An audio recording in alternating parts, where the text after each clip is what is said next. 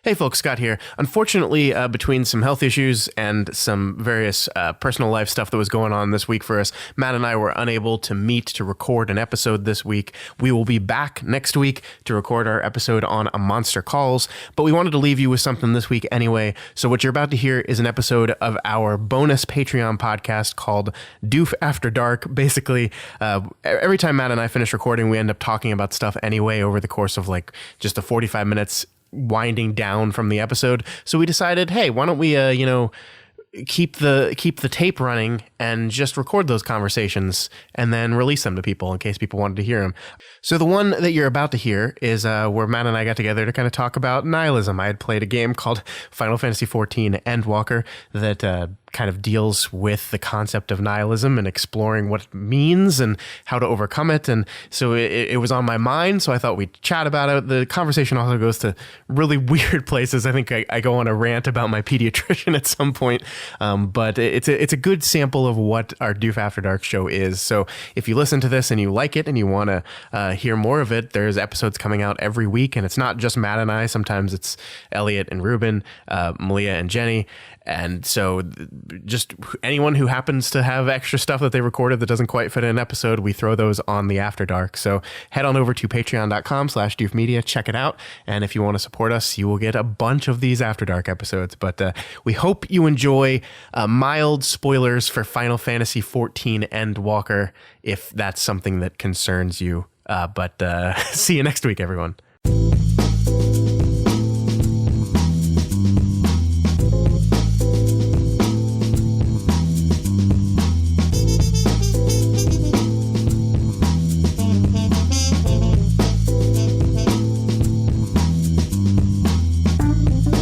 Oh my gosh, Matt. I don't know what we're going to talk about this week on the old After Dark. I don't have a lot of things to say specifically, and it's because I've been spending every free moment of my life, which granted is not that many moments, playing Final Fantasy XIV because the new expansion came out. So that's what I've been doing with my time, is playing an MMORPG that's amazing, actually. Okay, yeah. You've been telling me a little bit about it. I don't know if you wanted to tell me about the game, but it sounds interesting. So okay. I don't want to spoil this game. The odds of someone listening. Okay, we're gonna talk rough spoilers for Final Fantasy XIV Endwalker. So if you're like spoiler phobic, like the free company I'm in, which is like a guild in that game, is being so spoiler phobic that someone linked a weapon they got from the last boss of the expansion. And people were like, whoa, spoilers. I'm like, come on. it's like Sword of Truth or whatever. What are you talking about? Anyway, so the plot of this game, first of all, they're building this game as like the culmination of the 10 years of the story that's come out. This is an MMORPG that's like heavily invested in story, which makes sense because it's a Final Fantasy game too. So it's like you have what's called the main story quest, which is how you level up on your first character as you go through these series of quests that are like traditional MMORPG quests, but they also have a bunch of cutscenes and tell stories and do the Final Fantasy stuff. And the story in this one is really fucking good, man. It's really, really good. It's about despair and nihilism and doom and how you find ways to overcome those things. And I don't know, I think it's very prescient, and it's perfect for the moment I feel like we're living in. Like, and I think the writers of the story knew that. I think when they were coming up with this idea, they wrote it to the current moment we're living in, and we feel like we've been living in for the past few years, of this idea that everything's fucked and we're doomed and might as well just give up. And I don't know, there's something, I don't like, without getting into too much details, there's something really powerful about a story that just says, no, we get that. We acknowledge that that's the truth. We acknowledge that despair exists and life is incredibly hard and heartbreaking and terrible. And some like truly awful stuff happens in this game. Like there's this series of quests where just all these people die, all of them. and like you're following around, you're trying to find this family of 3, and like you find the dad and he's dead, and he's like, but in his dying breath, he's like, but find my wife and son. And so you chase after him and you finally find the wife and son, and she's like cradling her baby while a monster is in front of him. And like every other game, you're like, oh, well, I'm here now. I'm going to show up and I'm going to save them. And the monster just picks up the lady and throws her and her infant baby in a pool, a lake, like just like tosses her, and you go jumping in after her. And the first thing the quest says is like, she's dead. But maybe you can find the baby still. And it's just like, holy shit. But I mean, that's what I kind of love about it, is it's like this idea of like that hope almost requires despair. Like the despair is just like, it's similar to, I think, that the Pixar movie, what's it called? Where like we call these bad emotions negative emotions, and like you shouldn't have these emotions. And it's like, no, that's part of life. Like sadness and anger and loss and despair and all these things are part of living, but you exist in spite of them and because of them, and they make the good parts, the truly triumphant parts, feel a little bit more sweeter. And I don't know, it's just really cool that an online video game tackled these kind of really intense emotions, some really powerful scenes filled with a whole bunch of anime shit. Just a lot of anime shit. And so the fact that I liked it despite the anime shit, I think is a testament to the storytelling. That's fascinating. There's all kinds of directions I want to go with this. I can't do all of them. I guess the first one-off comment that I would make is, I don't even really understand how you can tell that deep of a story in an MMORPG. Like, I think of MMOs as being very, very light on the story, and I admit that I've only played a very small number of MMOs. But yeah, one day I'm gonna stream Final Fantasy 14, and you're just gonna watch me for like an hour, and I can show you like what MMOs look like in 2021, because I think your understanding of them is so dated. But out I mean, of date, yes. Basically, imagine it as it's basically a single player game for a lot of the storytelling parts, but then like the story will say you have to go into this tower and stop the bad guy who's at the top of the tower. And then the game will be like, bring friends to do that. And so that's when you do the multiplayer group stuff where you're going to the top of the tower with a group of people to defeat the boss at the top. And then Final Fantasy has what's called dungeons, which are 4-player parties. And then they have trials and raids, which are 8 players. And so sometimes the thing will be like, oh, there's the great big final boss bad guy. You must do this with 7 real people to accomplish the goal, and then you're thrown in a group with 7 people and yourself, and you have to work together to defeat the boss. And so that's kind of how they do it. I mean, the game is heavily instanced, as all MMORPGs are these days, which I know you're not going to like, but it works. Like the storytelling, like just imagine playing Final Fantasy, except also whenever it comes time to kill stuff, you're doing it with other people. Yeah, I mean, this might sound like I'm contradicting things I've said before, but it kind of sounds to me like they have completely shifted into a more of a feeling like you're playing a single player game, and then also there happen to be other people there, and that makes it more fun. Yeah. Rather than like the feeling that it is a completely chaotic world and nobody's in charge and there's no plot, which is the way MMOs of my childhood were structured, obviously. Yeah, I mean, I'm in the game right now because I can't log out of the game because the servers are so congested. If you ever log out of the game, you have to wait in a 5,000 person queue to get back in. And like I'm just standing in the town, and there's still hundreds of people surrounding me. So I mean, it's definitely an MMO, but I think what it's been described as most of the MMO games are like online games with an RPG element. This is an RPG game with an online element, which I think makes the most sense to me. Mm-hmm. As a descriptive of it.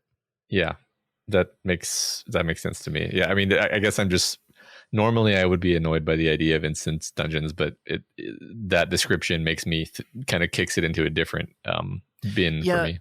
It's just, I mean, it's really, I mean, you can't think of it like, it's not like the idea of EverQuest doesn't exist at all anymore. This is, if you want to play any kind of game that's even similar to those type of games, this is the type of thing you have to do. And I mean, I like it. I mean, we talked about this on our video game episode a while ago, but it's like, it's not about community necessarily. And which isn't to say there aren't communities in this game, but for the most part, the game is about coordination, and like the challenge of the game is getting 8 people together to do the boss battles are this incredibly intricate dance of very specific things you have to do in a very specific order to not be killed outright by the boss. And part of the fun is learning the strategy of those things, and then part of the fun is executing on them. And so you have your own individual rotation that you're having to do as a DPS player, but then also you have to coordinate and communicate and do everything in sequence with your group of 7 other people. And that's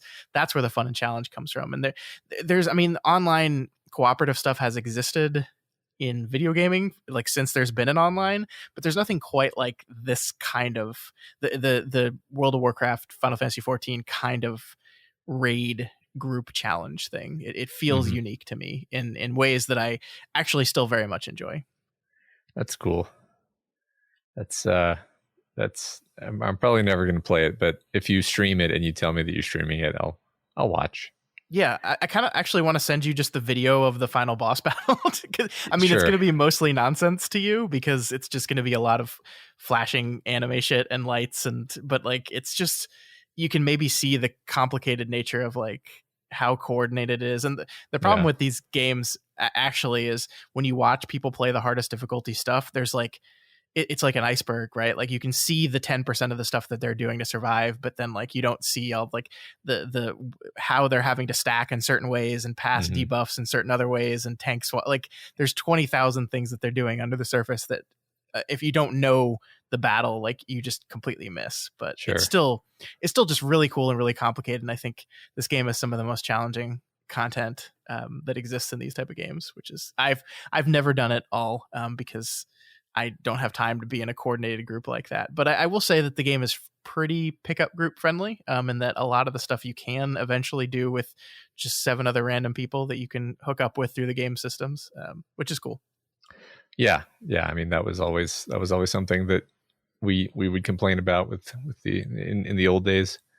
Yeah, I mean, I would love to have a guild or a group and like play every week with, but it's just not realistic. Like every once in a while I'm like, I'm just gonna get like super into this game and I'm like find a group and then I wake up and realize that I'm not 20 anymore and I don't have time to do those things. You can get into it for a couple days and then you're like, oh shit, I got shit to do. The other angle I wanted to take off of this topic was, I mentioned briefly on some other podcast we did that I read all of the 3 Body Problem novels, and I found them to be depressing and kind of nihilistic, and it's just interesting that you're consuming this piece of art that struggles with. You could say nihilism, or you could say, I actually think you used a more accurate and precise word maybe, which was like despair. Yeah. Whereas, and I guess there was some of that in the 3 Body Problem novels as well. But it's interesting because it's one kind of art where it's like I see the value of consuming it, but I don't really enjoy that tone. I don't really enjoy that like residual feeling, because it's like, great, it's all pointless. Yeah, I mean, I think there's 2 different things you can do with nihilism and storytelling, right? You can embrace it and just say, yep, it actually is all meaningless, or you can push back against it and be like, maybe you have a point, but. And I think that's what my story did. And it sounds like that's not quite what your story did. Yeah, I'm still sort of digesting what my story did, because it wasn't entire. I don't want to, last thing I want to do is like spoil it. It's not like it was just unredeemably, just utterly nihilistic, but it was an extreme downer, I'll say. And it's like, It's weird. I guess it's a weird and probably unhealthy way to approach art. But part of me, a not necessarily fully endorsed part of me, wishes that things came with a label that was like, is this going to be a complete downer? Are you preaching for content warnings? Those exist already. But see, content warnings are related to specific things. I'm talking about. how is this going to make me feel? So you want a no bummers rule, but for the media you consume. I don't really, because here's the thing is, if you know it's going to be a bummer, then you're going to approach it totally differently. Whereas if you don't know how it's going to end, then you're going to approach it with some kind of hope that things could turn out all right. And then when they don't, then you feel like the full sadness of the loss of the thing, which is obviously like the desire of the artist is to make you feel that. So I don't really actually want this thing. It can be a struggle. It could be a struggle to put that much of your time into something, and then it's just a huge downer, and then you're like, okay. Yeah, I mean, it's interesting because I'm thinking about this as we go, and like the immediate question of that kind of thing is, okay, what's the point though? Like if your message is nothing matters, it's all pointless, entropy is inevitable, then what's the point? And like, actually, what I'm wondering is, some art will take that and then push it further and say, well, the point is you have to live anyway. But some art, like if the theme and the message of the art that I'm talking about, of the story of Final Fantasy 14 Endwalker, is yes, those things exist. Yes, there's nothing we can do about them. Yes, we're doomed to die and be forgotten and blah, blah, blah, blah, blah. But if just because the story you're reading didn't choose to put the but in there, like, doesn't subtract its value, right? Like, it's just kind of maybe saying it's up to you to then take what has been presented as hopeless and meaningless and find your own hope out of it. Like, it's just the story's not quite doing it for you. Whereas Final Fantasy 14 then goes on to say, however, we have to continue on anyway, because there's no other choice, and that's the only way we get any semblance of anything good, is through continuing on and fighting. And your story is saying you've got to decide that on your own, and I'm not going to hand that to you on a silver platter. I'm not going to say, well, but just despite all this bad stuff, be happy. It's kind of just giving you the bad stuff and then making you get to the be happy part. Yeah, it's almost making it seem, again, this is me digesting a book in real time without really wanting to spoil it either, but it's almost making the idea that you should even want to be happy as some kind of end goal seem like a kind of trivial and probably temporary cultural wrinkle in the vast scale of the universe and time. Certainly. Like, because it's like it's a combination of like, the universe and existence is so incredibly vast that you and your whole species and its whole history and its whole future are basically inconsequential, and also everything is destined to die. Not only you, but literally everything is destined to die. And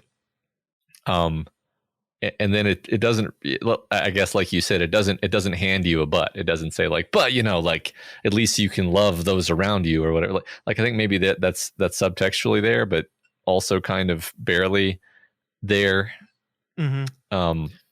It's just a lot to,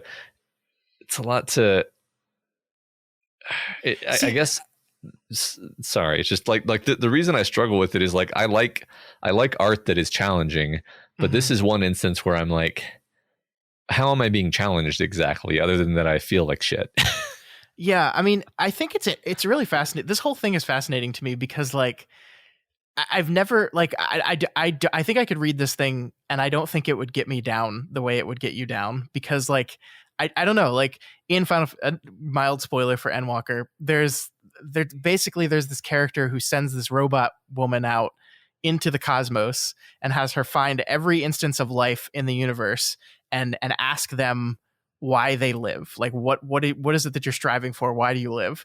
And the thing returns after thousands of years and is basically just like, everybody's dead. They either killed themselves or they lost hope and succumbed to despair and just wasted away and died. There's nobody else. It's just us, and they're all dead.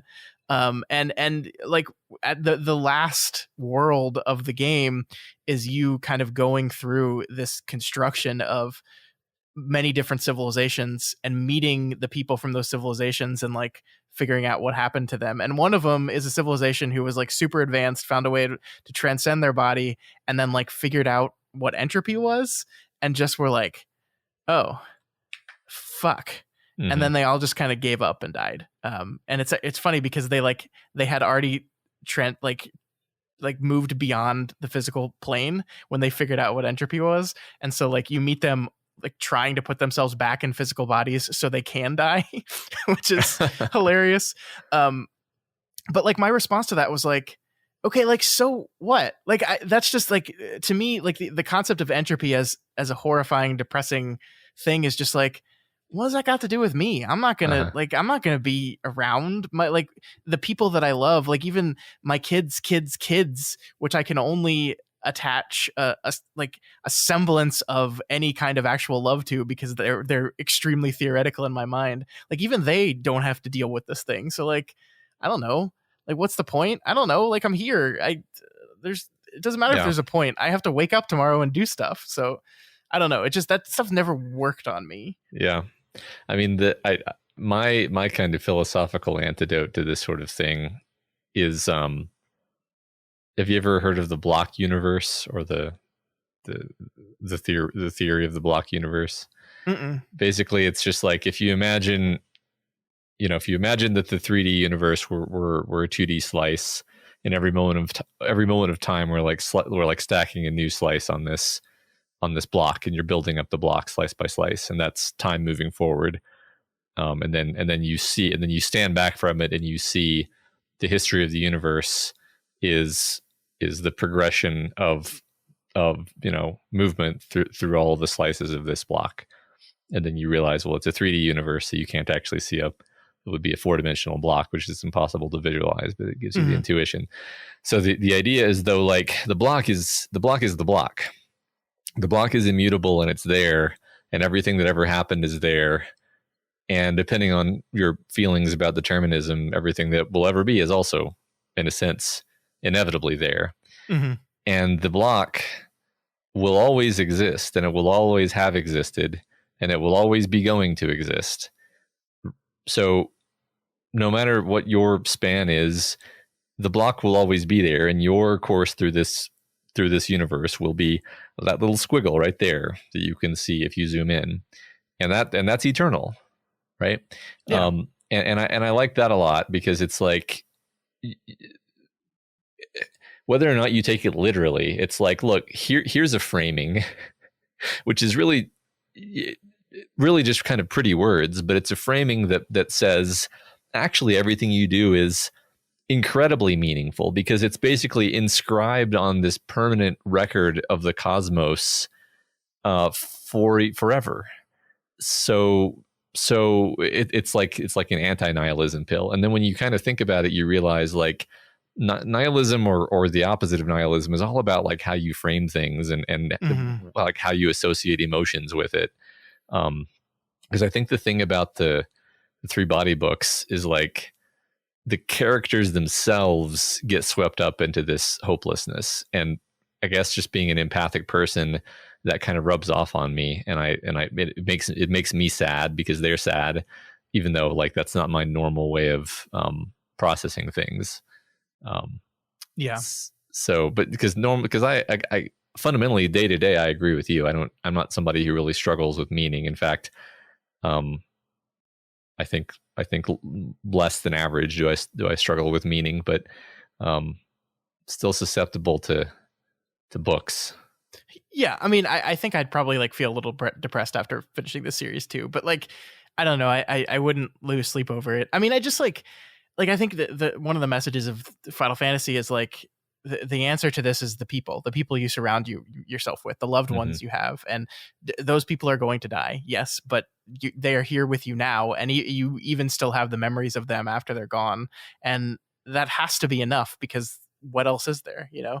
And I mean, I find that very comforting, and yeah, like I'm not like I don't care about my legacy really, like because what the fuck am I gonna care? I'll be dead. Like I'm not gonna care like what people think about me in 100 years. If people will think about me in 100 years, like what I care about is like that this weekend, like someone sent us a really nice message about how good we did on our readings of the stories on Do the Kink Thing. Like that's the kind of shit that gets me, man. Like that's like because that's like I made an impact on someone's life directly today. I did that. And I don't care if no one remembers that 200 years from now or even 10 years from now. Like, I don't care. And I'm not saying it's wrong to care. I'm just saying, like, I'm not built that way. And so, like, this idea of, like I understand, like, life is incredibly cruel and hard. And I think we've all gone through a lot of rough stuff, especially in the past few years, right? And there's all this rough stuff on the horizon for us, right? I mean, if like a lot of the projections on global warming and all that are true, like we're in for quite a century. And I mean, but you know, just like in stories where I like to shrink down to the characters, in real life, it's about the people. It's about the people that I'm around, and I don't know. It's that's interesting. I've never really emotionally understood the desire for legacy, like fictional characters who are really obsessed with legacy. I never really get, because for me, I would, if you gave me a deal where it's like the deal is you can guarantee that all three of my kids will be happy and live good lives, and in exchange, as the moment I die, everyone will forget my name, and all formal record of my existence will be erased. Done. I would easily accept that without hesitation. I don't even understand. There's like no part of me that even hesitates on that one. Because in some sense, my kids are my legacy, you could say. Sure. But that's not. But like, to me, I'm like, that's not what people mean when they say legacy, though. You know, they're just people who I treasure, and it's not because they're my. Yeah, you know what I mean. Yeah, I mean, and it's like even if entropy wasn't a thing, like the world is so quick to move on from everything, regardless. Like there's hundreds and hundreds of movies from the 20s and 30s and 40s that are gone, that will never be seen because they were on incredibly fireproof celluloid and incredibly decomposed celluloid, and it's just gone. Like it either burned up or just collapsed, and there's no record that these movies ever existed. And we know of them vaguely because like there's people gesturing towards movies that we just cannot see, but like that was 100 years ago, right? Like that's in the grand scheme of the cosmos, that's absolutely nothing. And we've already forgotten or lost so much data and information and people. And I mean, it's just like, I don't know. Like, is it sad that people are forgotten? Yeah, sure. It's sad. We've been thinking about the Titanic a lot, right? And it's sad that in like 100 years, the Titanic itself will be gone, and probably the only memory people will have of that thing is a vague memory of a movie that came out 100 years ago that no one watches anymore because it looks like those old timey shitty movies, you know? Yeah. And then another 100 years from that, it probably won't even know what the fuck a movie is anymore. And it's just like, it all goes so fast, and I can't imagine allowing that to just sweep me up so much that that it drives me towards specific despair. Yeah. I mean, this is our moment right now. You know, there's no. That's all we got. It's interesting because I want to distinguish two things, and this is actually something I was thinking about when you were telling me about the game earlier, which is like, and it's related to this as well. I think there's a meaningful distinction to be made between like nihilism and doomerism. Because it's one thing to believe that everything is like intrinsically pointless, whereas you could be like, you know, a lord overseeing his peasants and feel like it's all just so pointless. And then on the other hand, the feeling that in fact everything is getting worse and we're heading for a meaningful disaster. And it's like, that's an empirical claim, which I think is more false than it is true. Although to have a true debate over the topic, you'd have to enumerate specific predictions about specific things. Yeah. But I don't think I don't think the broad thesis of doomerism is true, and so I don't think that I don't think that it's merited to become despondent because the world is getting worse. Because I'm like, I mean, some things are going to get worse, some things are going to get better. Why does that innately predispose us to have any particular emotional reaction? Some things have always gotten worse. Yeah. Some things have always gotten better. That, like, that's the human condition, actually. And I do think a lot of this is, I mean, like, this is the role that religion played in human history for such a long, long time, right? Is this way to process the intrinsic horribleness of existence, right? Is that like, the world is not fair, life is cruel, bad things happen to good people, people just die, children die, it doesn't make any sense, it seems terrible. Why? And religion tries to give you a reason. It tries to give you an answer. Or at least it says, okay, yeah, it does suck, but it's going to get better later, right? And I think a lot of it's a struggle of a society moving more secular, trying to find different areas in which to find the same kinds of meanings out of things, you know, like the same kind of like hopefulness and there's a struggle there. And I'm not saying, like, look, I'm not saying religion is the answer, certainly not for a vast majority of people. But it's just, we have a certain way of thinking of things. And that's the reason why religion is so predominant as a thing amongst humanity, is because it is the perfect way of emotionally and mentally dealing with that kind of doomerism and nihilism. Yeah, well, it's the whole package, and I think you can get most pieces of that package back piecemeal, but it's hard, and then society kind of turns against things. Like, I was talking with somebody recently about the idea of duty, and how there's a kind of framing where doing your duty is like a meaning producing act. Yeah, like you create meaning by recognizing what it is in your life that is your duty. And then you are obligated to that, and and even if it sucks, you're obligated to that.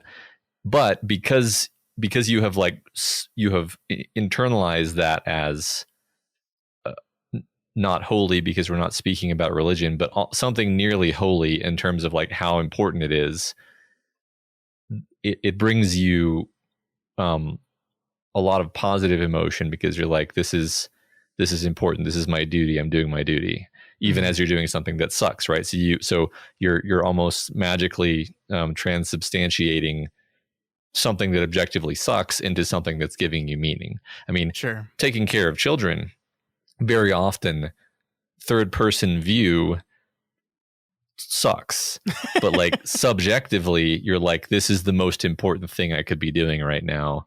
I would rather be wiping this poopy butt than literally anything else I could be doing. Sure. It's not always like that. I'm not going to pretend that it is, but very often it is. And so like that's a certain kind of mental move that is somehow what am I trying to say? Incredibly powerful and not very widely used because of a lot of narratives that that exist. I don't know. I think one of the things that I like about what Final Fantasy did, and again, I'm trying to speak as broadly as I can here, is this idea of like, okay, what if you, like, your duty is to take care of your children, right? That is in this sad, miserable world that we live in, that is hard and cruel and painful. You've slotted out your space, which is, I'm going to take care of this child. That's my meaning. That's where I'm going to find purpose, and it's where I'm going to define myself. And then something completely out of your control happens, and your child is taken away from you, right? What do you, like, how do you go on from that point? And I think what I love about the story is it confronts that idea directly. Is like, okay, but you told, like, it's almost as if like someone told me, like, okay, do your duty. Your duty is to be a caretaker. That is your duty. And then life says, okay, but we took away the thing you, and it's not even like it was your failing. It was just like a freak accident, murder, you know, like one of the 10 million things that go wrong in any particular day that make no sense and have no greater meaning beyond just, this is what existence is. How do I not succumb completely to despair in those moments? Like, how do I continue to exist on this plane when that kind of stuff happens, and happens all the time, right? Mm-hmm. And I love the story for not shirking that and saying like, yeah, like you're gonna feel that way, and it's okay to feel that way. It's just, you can't let it become the only way you feel, because it will destroy you. Yeah, right. I mean, I guess this is one of those things that's much easier to say than to, do. Oh, yeah, like, certainly. Yeah. We're I think we're survival machines. Like we're incredibly good at surviving, and and we have the ability to find a new way of making meaning, even after. I mean, I of course have never experienced anything like what you're describing, but like, people go through horrible tragedies that are sort of unimaginable, and they find a new way of creating meaning for themselves, right? And obviously it's incredibly harrowing, and you would wish it on no one, and you never want to have to experience it, but we do figure it out, right? It does seem like the kind of thing where you suspect that if we had the right tools, then we could do it better and with less horrible suffering. Yeah. But definitely the suffering is also inevitable. I think like that's Yeah. one of those religious truths is that, I mean, every major religion is basically like suffering is inevitable and life is shitty.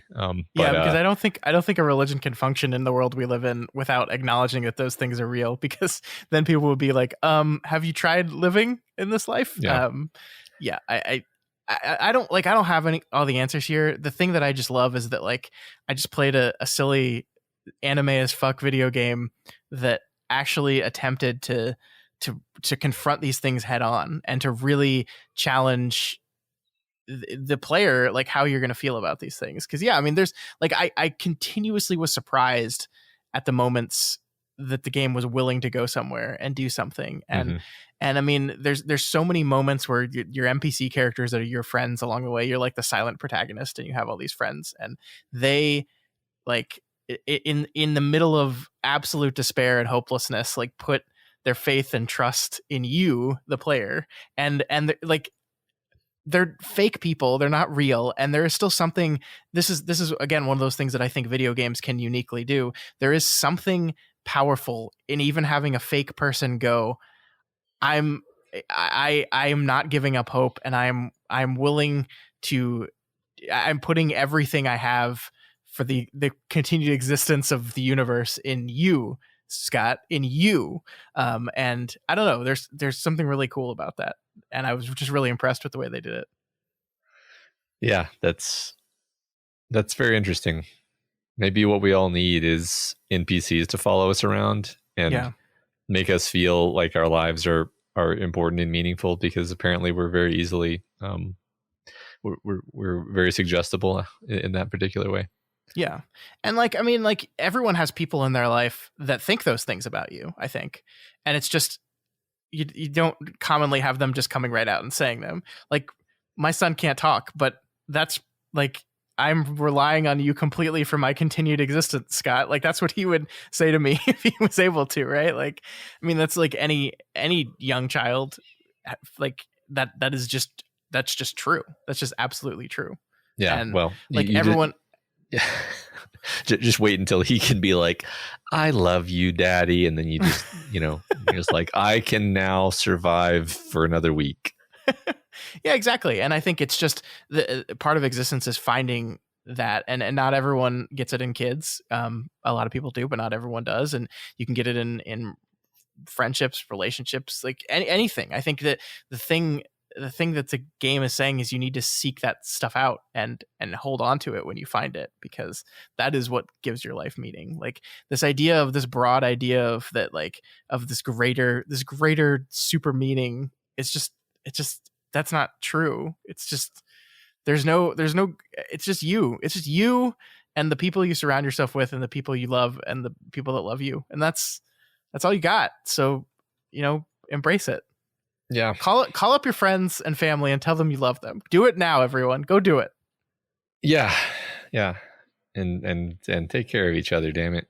Yeah, God, this was a much more serious conversation that started with an MMORPG. But I mean, that's what I love about the story is it made me think all these things in my head, and I just was not expecting that from a silly. Like, look, I played every single Final Fantasy game last year, right? And they were all bad. Like, even the ones that were good, still, like, from a storytelling perspective, were just like, I mean. Mm-hmm. Like, I can see, like, you're trying to do some interesting stuff, but you really just didn't stick the landing. And then this story is like, all right, let's tackle despair. And we'll tackle it in the fun genre way where there is there's literal type of magic that, like, exists off, like, it's called emotion magic, and it's just magic powered by people's emotions.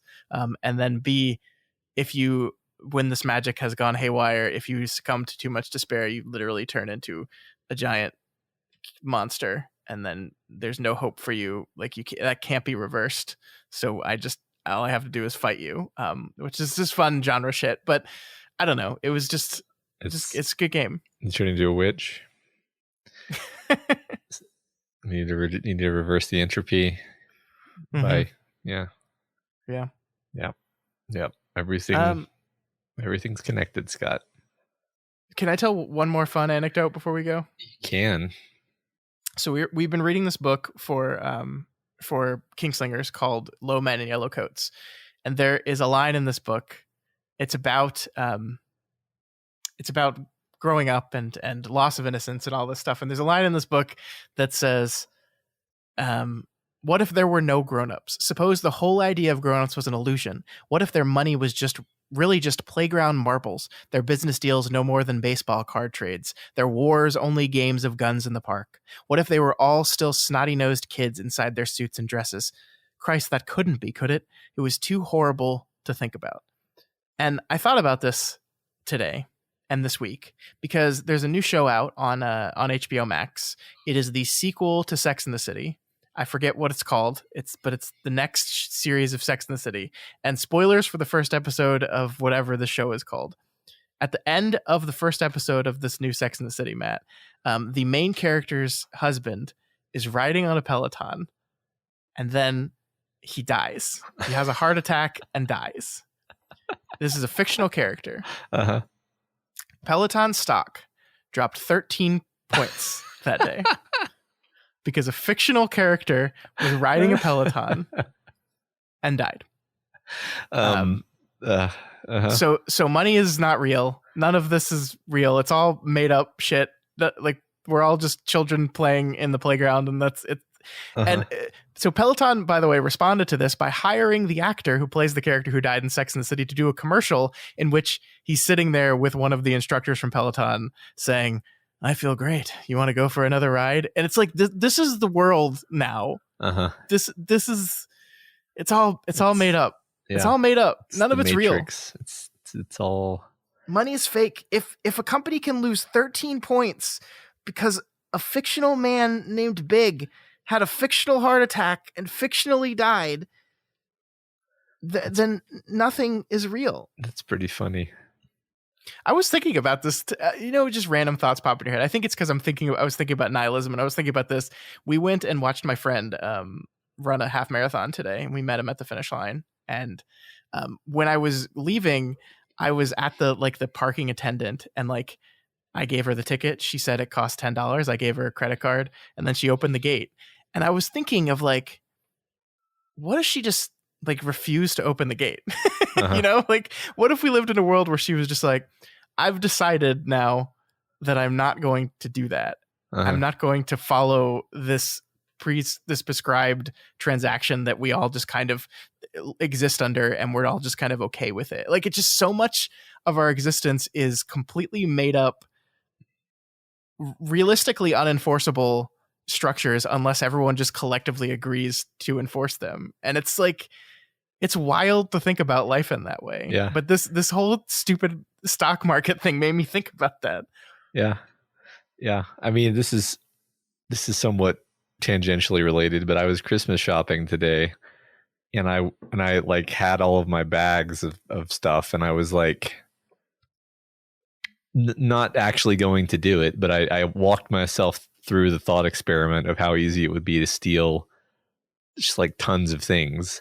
because I have these bags, and like I could just like nudge things into the bag as I'm walking along, right? And it's like it's just this social conditioning, plus the fact that the consequences would be really bad if I got caught, obviously, like that. But mainly the social conditioning, because it doesn't even occur to me. Like it was actually unusual that it occurred to me, and the reason that it occurred to me is that I accidentally brushed something off of a table into a bag, and I was like, "Oh, that would have been really bad." And then I was like, "But I probably would have gotten away with it just fine." But this is one of many examples. That's the thing, because the consequences would only be bad because we've all collectively agreed that the consequences of doing that are bad. Like that's the wildest thing. Like the we've all just said, like, that's the whole, like, it's really easy to forget that in a world where you were born into a world where government exists, right? That just like, this is just a thing that a bunch of people got together and said, okay, now this is the way. And everyone has to follow this now. Yeah. And everyone just went, okay. Right. Well, yeah, not just the way we do things, but literally the way that we think is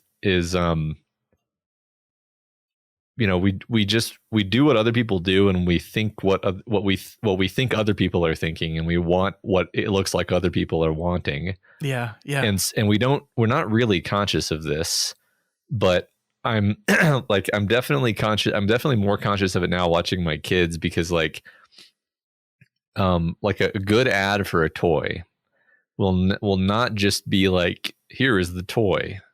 Doesn't it look cool?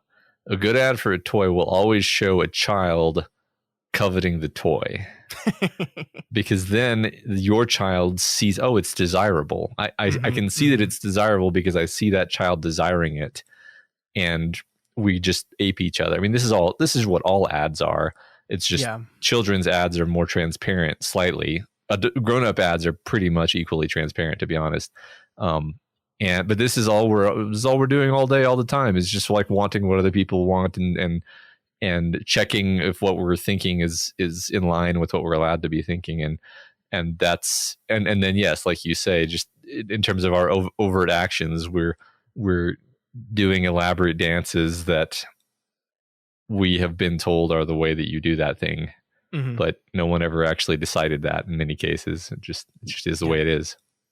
It's ridiculous. It's wild. What a crazy world we live in. It could stop being this way at any moment if enough people just say, nah, I don't want to do that anymore. Well, I mean, realistically, that won't happen. I think you're right, because it's kind of the way we're programmed, but it's just the fact that is true is just a little terrifying. Yeah, well, I had a friend in high school. I mean, he's probably my oldest friend aside from blood relations, who would always just do crazy shit in public, like wear really unusual clothes, or just like, plank on something, or lie on the ground in the middle of a public space, and none of it's like never things that are bad, right? There's never any but it's always just like, it makes everyone uncomfortable. And the reason it makes everyone uncomfortable is it's like, you just don't do that, And he would do it almost as a sort of middle finger to, I guess, everyone. It's always hard. I never quite knew what his motivations were, to be honest. And I guess I didn't ask either, but I think it's funny because the world needs those people. Yeah. But like, it can't have too many of them by definition, or then everything else falls apart. Yeah. Right. I think sometimes it can be valuable to like make yourself do those things. Yeah. Just to like realize that the sun doesn't come to a stop in the sky if you were to like lie down in a Starbucks for 60 seconds. Yeah. Like nothing would happen at all, actually. Well, and like one of the things that I struggle with is like I don't know, it's a combination of, my innate personality and my upbringing. I am so deferential to authority, like in general, and I'm struggling with this with my kid's pediatrician right now, because like, you go into it and you're like, this guy knows everything because he's trained to do this. Like, he's supposed to know all this stuff. And I'm still reeling with the fact that my pediatrician fucked up. He misdiagnosed my son's cradle cap as a fungal infection. And we had to deal with this for an extra month because he fucked up. And it's like, that's really hard for me because I'm like, but he's supposed to, like, so I keep finding myself saying like, okay, I was worried about this and he told me it was fine, but like, now does that mean that I can't think it's fine because he, like, I just don't deal well with that at all. And I think I need to allow myself to like be less deferential to authority, to where I just doubt this stuff generally a little bit more. Yeah, I mean, the medical care is almost its own whole we could universe. We could do a whole thing there, because it's like, because here's the thing: if you push back, like every time I've ever pushed back on what a doctor said, I got attitude. Yeah, which it's like, you know who doesn't give you attitude when you push back? Like real scientists or mechanics, like car mechanics. If a car mechanic tells you that it's the brake fluid lines, and then you're like, I don't think it's the brake fluid lines, I think it's the crankshaft, then they'll be like, oh, okay, well, why do you say that? They won't be like, excuse me, did you go to mechanic school? No, doctors always retreat to argument from authority because they never actually know what's going on. So that's kind of its own terrible thing that we put all this power into their hands because we have to, because what else are you going to do? Yeah. Right. Yeah. So, and I haven't even like reckoned with the fact, like, because we haven't met with the pediatrician since this whole thing happened. We have an appointment, my son's 9-month appointment at the end of the month. And I don't know how I'm going to handle this. Like, my wife is much less upset about this than I am. And I think it's because she's a normal human being who just like, oh, he just messed up. He was wrong. But I'm like, but he's a doctor. And so that's what I'm dealing with. And I'm trying to decide, what am I going to say? Because we're going to go in and he's going to be like, oh, look, his fungus cleared up. And am I going to be like, yeah. Or am I going to be like, yeah, about that. It wasn't that thing. And you were wrong. Like obviously I'm not going to be, I just don't confront people that way. But am I going to be like call him on his incorrectness? And I haven't decided that yet. Well, let me perhaps provide a lens. So the thing I just said about a mechanic, mechanics are working with a system that is completely knowable if you put in the energy to figure it out. Yeah. Like perfectly deterministic, perfectly understood. Everything about it is steel and plastic and oil, and relatively simple if complex in the like number of moving pieces. Yeah, because we built it, so we have to know how it works. Yeah, and you can just test things by trial and error and elimination and so forth. But like the human body, when I say doctors never know what's going on, that's not me saying like these idiots. It's like, no, they never know what's going on because the human body is impossibly complex and we don't understand it.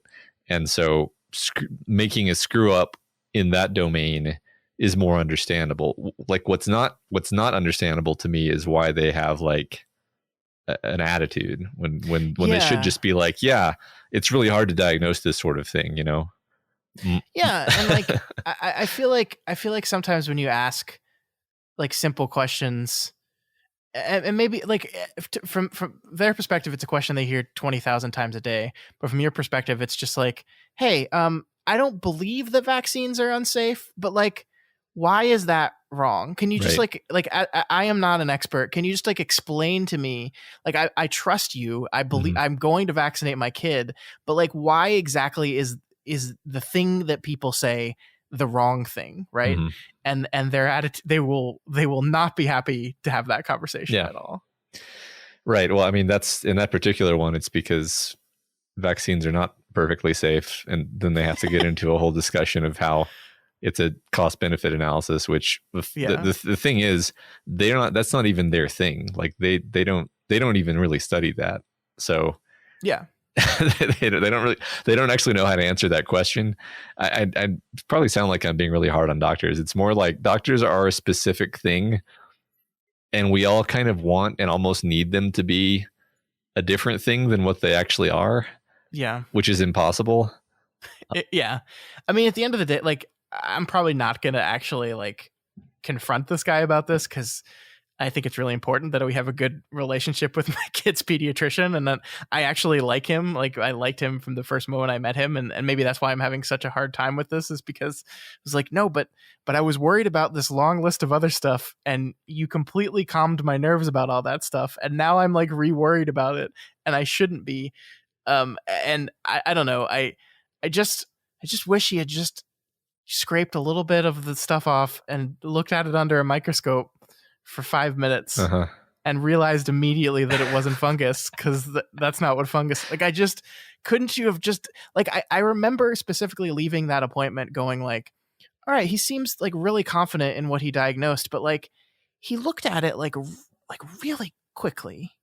And like when I said he's got a rash over the rest of his body, he didn't even look at the rash before he said, oh yeah, that's just a result of the fungus. It's an id reflex that his body is freaking out. Because I was like, okay. But what if, is it possible that it isn't? And maybe if you looked at it, yeah, I mean, this is one of my pet peeves as somebody who actually knows about statistics, is just being like, they're so quick to jump to conclusions that are not actually merited by basic statistical math. Like, yeah, I mean, the odds are pretty good that the rash is just a side effect, but they're not 100%. They're probably not even 90%. So it's like, just fucking check, just look. Yeah. Just take a sample. I don't want, like, doctors do an incredibly difficult job. We put a lot of faith in them, which gives them a lot of stress. Like, I get it. I totally get it. But man, it's frustrating too. Well, I mean, we fired our first pediatrician, and by that I mean we picked a new one and never went back to that one, which but the reason was it's like one of the first round of shots that you give a baby, and the pediatrician like stabbed the needles into the baby. Oof. and then pushed the two of them at the same time, because it was one of those like double injection early vaccines, and then pushed the depressors on the syringes, and somehow, I honestly don't know how this happened. I've tried to visualize this, but both of the syringes basically exploded. Oh my god! And just like sprayed the liquid everywhere. And then it was like maybe some small fraction of it actually got into the baby, but most of it didn't. And so you're like, okay, you've stabbed my baby with needles and then exploded the needles. And then maybe there's broken glass. And then also now what do we have to get the vaccines again? Probably yes. How much of the vaccine made it in? I don't know. When are we doing the vaccinations now? What are you going to, like, what a clusterfuck. And so that was, and it was like, whatever she did, it was something that was probably super avoidable. And I was like, yeah, that's just a bad sign. That's just like a sign of laziness and negligence. So sure. Yeah. Never went back. I gotta say, let me hold my kid while you're giving him a vaccine, because the first time she put the baby down on the table and he screamed like hell, when I got his second round of the flu, because, when they're under one, they can't give you the flu vaccine in one shot. They got to give it in two over the course of a month. We went back for the second one.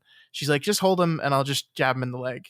And he didn't cry at all because he was in my arms, and it was no big, I mean, I think he screamed out when the needle went in, like in just a surprise pain scream, but like then he was calm and fine and everything was good. And just like, unless you specifically can't, because the shot's in a place where I can't hold him while you do this at the same time, let me hold my baby, because it makes it so much easier on him. Yeah. That's I think it's just like with anything, like when your job is, I don't know, when your job is like food services, it stops being food to you. And when your job is people and the day in and day out, like they probably just stop becoming people to you. It's just a job, like this happens with everyone, I think. Yeah, right. I mean, it's just we're just given the injections. I mean, I definitely kind of bent over backwards to avoid giving my kids needle phobia, because like I had like really bad needle phobia when I was like a kid through probably teenager, and then I just, due to all of my problems, had to get so many shots that I just was like, all right, Matt, you're going to make yourself okay with this. And now I have no needle phobia at all. I'm totally I'm the least needle phobic person in the world. But I was like, I want to spare my kids that, because like being afraid of going to get a shot is worse than getting a shot, So yeah, my poor nephew just got his COVID, and I didn't know he was needle phobic until my sister told me it took 3 hours to get a shot because he was freaking out the whole time. Poor kid. Yeah, right. But it's the thing. The thing is, the fear is worse than the thing itself. Which it's funny because even as a kid I knew that, but it didn't help. It's the anticipation. Yeah, it's just, you never know when that needle's just gonna jab you. I still have trouble. Like, honestly, like, I'm not needle phobic at all. But like giving blood, I still do it when I can, but like that's rough for me because that's not just like one jab and it's over. That's just like jab and then you watch and feel as your life force is drained from your body. I mean, I've never done it because when I was younger, it was just too utterly terrifying to me. I think I could do it now. I just never. It feels very weird. They take a lot. Like, you've never seen as much of your blood as when you give blood, because this is a lot of blood. Did you know that it actually is good for you, that the old timey doctors are actually right? Oh really? Does it like clean you out? I mean, basically yes. Like so remember how there was the thing where it was like, first they thought that if you inject the blood of young people into old people, then it makes them young. Okay, so you get the same exact effect if you just take the old person's blood and you replace it with just plasma that's been filtered. Even if it's the plasma from your own blood? Yeah. You're just clean. So it's not young person running your blood. Blood through a filter, basically. It's not young person blood. It's just blood that's had all the shit cleaned out of it, and then you can get not the full effect, but a partial, statistically, partial effect if you just give blood, because your body will make up the blood, obviously, but you're just getting all of the crap out, and then whatever you make to replace it is going to be like fresh and new and clean. In a relative sense. Biology is wild. In conclusion, I forgive my doctor because none of this shit makes any sense. Yeah, none of it makes any sense, and doctors are not what we want them to be, and it's not their fault.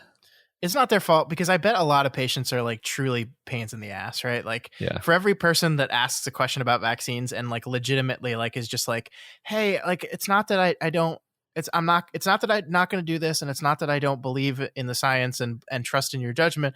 I just don't understand why people are talking about it. Like, for every person that there's probably like 5 that are like, oh, well, what do you know about like, I can't even imagine what that's like. Yeah. And I mean, again, I'm not trying to be hard on doctors, but like, they don't know how an mRNA vaccine works. Yeah, it's true. Like, they're not supposed to know. Like, and yet they're the ones that are getting the questions on it. I mean, this just got invented. Like the ask your doctor thing is like, okay, like we asked my wife's OBGYN, like, should she take the COVID vaccine? Because it was coming out right when she was at the end of her pregnancy and we got about to give birth, and we were like, should we and the doctor was honest with us, which was nice. She's like, I don't know, like, I think scientifically there's no reason why it should hurt your baby, but I don't know. Which was refreshing and nice. But yeah, I mean, like, the consult with your doctor is like, there's a lot of stuff that they're not, like a general practitioner, there's a lot of stuff that they're not supposed to know about. Yeah, right. I mean, in that case, it's like, we have no data on this. Yeah. So I could tell you a story about like the mechanisms of how RNA works, but a lot of things seem to make sense, and then you put them in the human body and it doesn't work that way. So yeah, well, and I think a lot of it is they probably do feel this immense amount of pressure because we put all this on them, that like, if like in a normal conversation, just person to person, I might say, yeah, like the science, there's nothing in the science that says that should hurt you, blah, blah, blah, blah. But when you're asking a doctor from an official standpoint, if the doctor gives you a recommendation and then something does happen, they're fucked. Yeah. And like that's a whole lot of pressure we put on them. And that's why malpractice insurance for doctors is thousands and thousands and thousands of dollars. Yeah. Right. So can't wait till the AIs take over. And it's all like we said, it's all A, it's meaningless, and B, it's all made up. Mm-hmm. The end. Yeah. This was the most wide-ranging Doof After Dark conversation we've ever had. We went into this not having anything to talk about, and here we are at the end, an hour later. I love it. All right. That's gonna do it for us.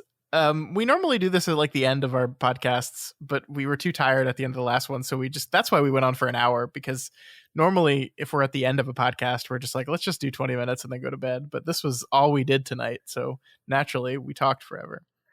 Yeah, that is absolutely the explanation. Yep. So what we learned here is go play Final Fantasy 14, Endwalker.